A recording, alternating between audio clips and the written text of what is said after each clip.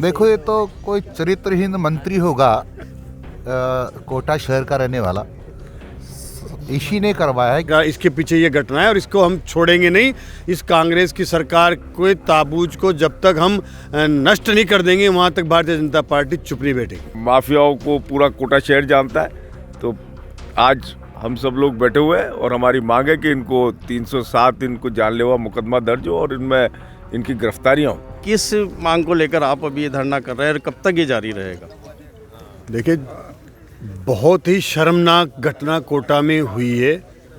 इस लोकतंत्र में एक राष्ट्रीय पार्टी के, इतनी सबसे बड़ी विश्व की पार्टी के प्रदेश अध्यक्ष पर जिस तरह से एकांत स्थान पर छुप करके बैठे हुए लोगों ने एकदम हमला किया, उनको राजस्थान में जो रीट की परीक्षा को लेकर के भारतीय जनता पार्टी उसका विरोध कर रही है, उसकी खिलाफत कर रही है, उसी की प्रतिक्रिया है कि उस रीट की परीक्षा में जो इन्होंने धांधली की है, जो पर्चे आउट किए हैं, और उसको किस तरह से दबाया जाए और प्रदेश अध्यक्ष पर यह दबाव बनाया गया कि उन पर जानलेवा हमला करके, और भारतीय जनता पार्टी ऐसे मुद्दे को कैसे छोड़ सकती है। इस प्रकार इसके पीछे ये घटना है और इसको हम छोड़ेंगे नहीं।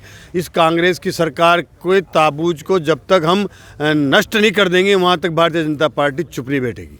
हमारे साथ मदन दिलावर जो रामगंज मंडी से विधायक मौजूद हैं।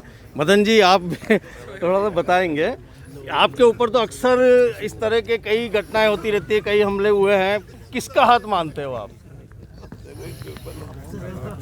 देखो, ये तो कोई चरित्रहीन मंत्री होगा, कोटा शहर का रहने वाला, इसी ने करवाया है, क्योंकि ये